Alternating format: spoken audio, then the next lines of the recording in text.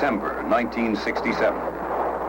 The campaign of North Vietnamese General Giap is going badly.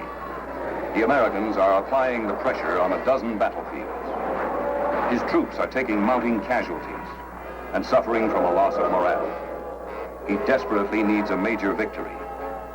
But the target he selects hands him one of the costliest defeats of the war and gives the Allies spectacular confirmation that a ground battle can be won by air power. Khe Sanh, an Allied base manned by U.S. Marines and 1 battalion of South Vietnamese Rangers. Cornerstone of the defense line where the demilitarized zone and the Laotian border meet. The mountains surrounding Khe Sanh overlook the Ho Chi Minh Trail. To Giap and to some Western observers, Khe Sanh's similarity to Dien Bien Phu make it a lucrative target, one that might bring a victory as decisive as the one that forced the French withdrawal a decade before. Into the area, Giap moves 2 full divisions, more than 20,000 men, and positions them to surround the 6,000 defenders. A 3rd division is moved toward the Marine base at Camp Carroll.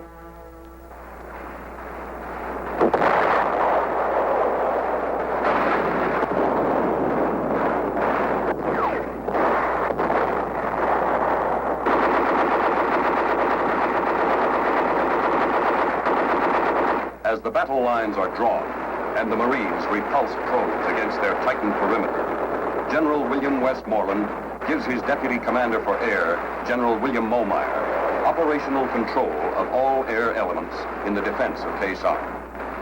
On January 19th, the largest and best coordinated air campaign of the war is launched against the enemy.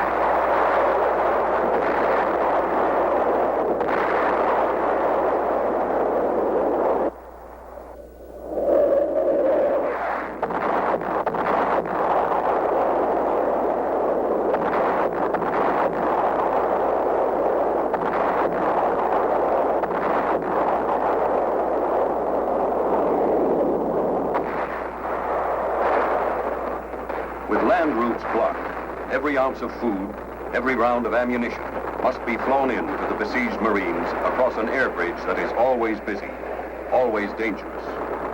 Enemy gunners score a hit on an A-4 flown by Marine Major Bill Loftus. But Loftus is quickly recovered by Marine choppers and returned to Khe Sanh.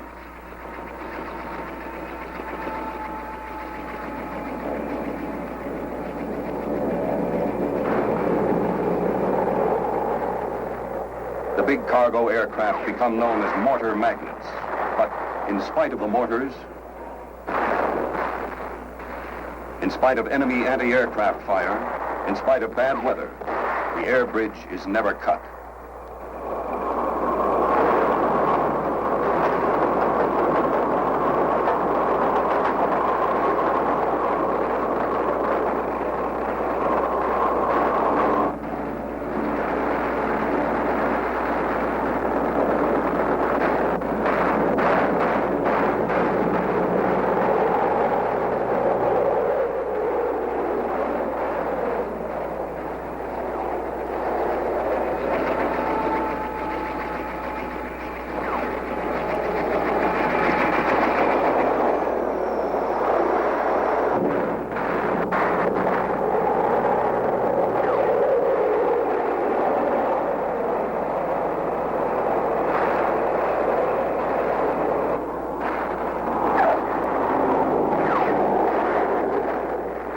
In the first month of the siege, Air Force C-130 and C-123 aircraft deliver nearly 11,000 tons of supplies and move more than 3,000 troops, refugees, and wounded in and out of the base. Their daily load averages as much as an 80-truck convoy.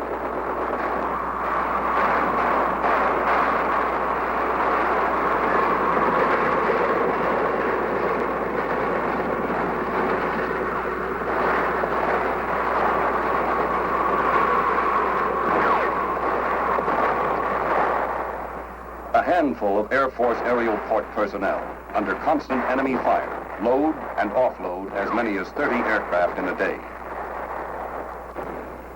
As the supply by air continues, the Air Force coordinates intelligence from all sources to pinpoint the enemy positions.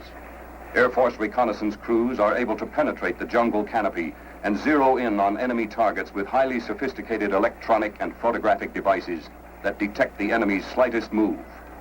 They often locate more than 300 targets a day. Jop's plan calls for a quick victory.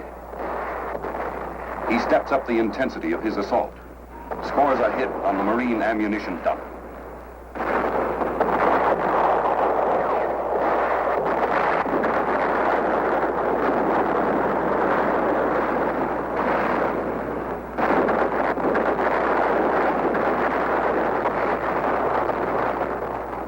On 23 February, 1,300 rounds slam into Khe Sanh.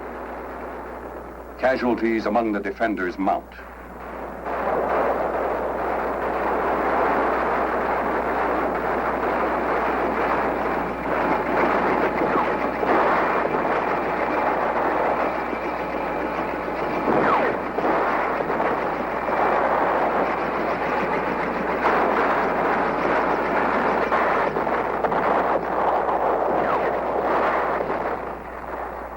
The Marines burrow deeper and call for suppressive fire from fighter aircraft.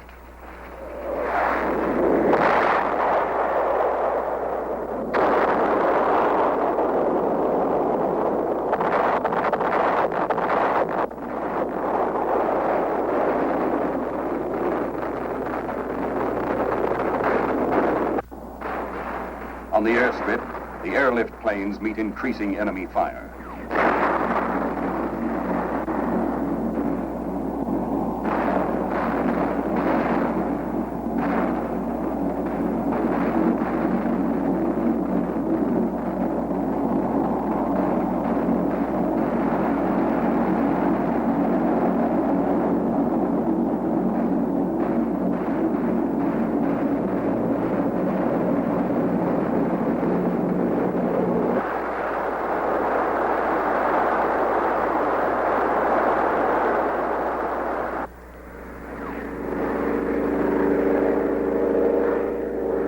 Intensifying barrage forces the planes to deliver the goods by parachute. The communists are steadily increasing their attack. The specter of Dien Bien Phu is revived in American headlines. But what the French lacked, the Americans have in overwhelming strength, the decisive element of air power.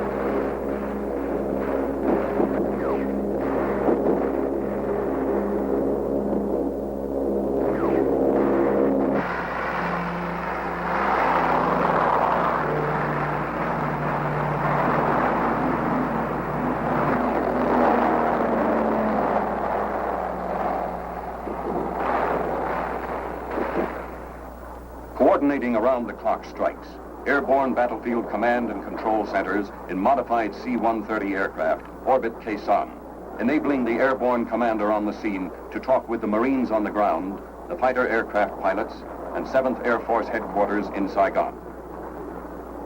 Armed with the latest target information, the ABCCs direct the forward air controllers, who in turn direct the fighter bombers to enemy positions within yards of the Marines' perimeter.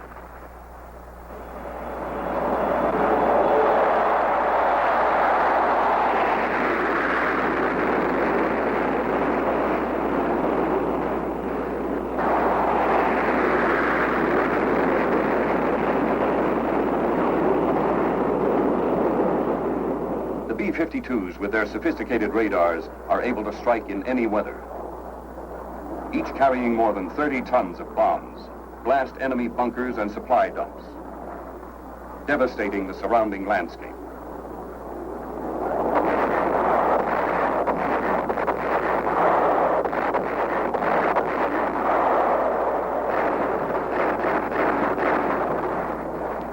At night, unseen and unheard, until their payloads hit, they strike terror into the hearts of the communist troops.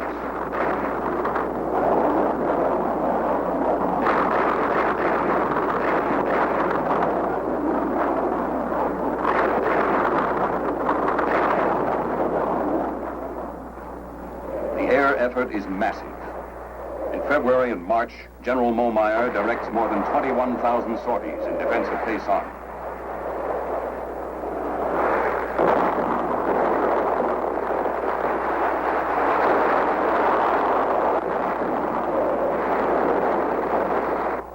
Of these, 2,500 are flown by the B-52s.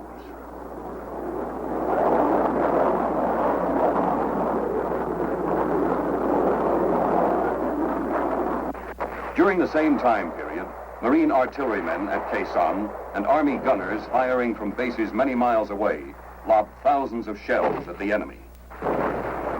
In March, about the time of the 14th anniversary of his victory at Dien Bien Phu, Giap orders the withdrawal of the first of 2 divisions which are then in the process of being destroyed.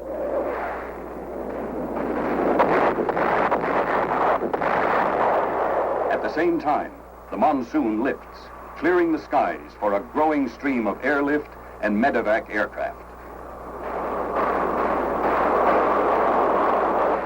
Tactical fighters continue their precise attacks, complementing the heavy bombardment of the B-52s, increasing the pace of the enemy withdrawal. The Marines move out in pursuit of the enemy. Now the extent of the communist defeat becomes more apparent. The debris left on the battlefield is mute testimony. Stockpiles of ammunition, rockets, mortars, and automatic weapons, laboriously packed down the Ho Chi Minh Trail, are abandoned. Captured North Vietnamese troops provide added facts. One regiment is reported to have lost 75% of its 2,000 men. Mass desertions to escape the bombing are not uncommon. Giap's soldiers were existing on starvation rations. Total enemy losses are estimated at 15,000 men. The long siege is over. On April 7th, the President of the United States sends a message to the armed forces in Southeast Asia. The relief of the forces which have held the base at Khe Sanh is an occasion for me to express the pride and confidence I feel in those who are carrying forward the nation's struggle against aggression in Southeast Asia. The enemy intended to overrun the base at Khe Sanh. Less than 6,000 United States Marines and South Vietnamese Rangers, backed by our tremendous air capacity, pinned them down, kept them away from the populated areas, and imposed heavy casualties.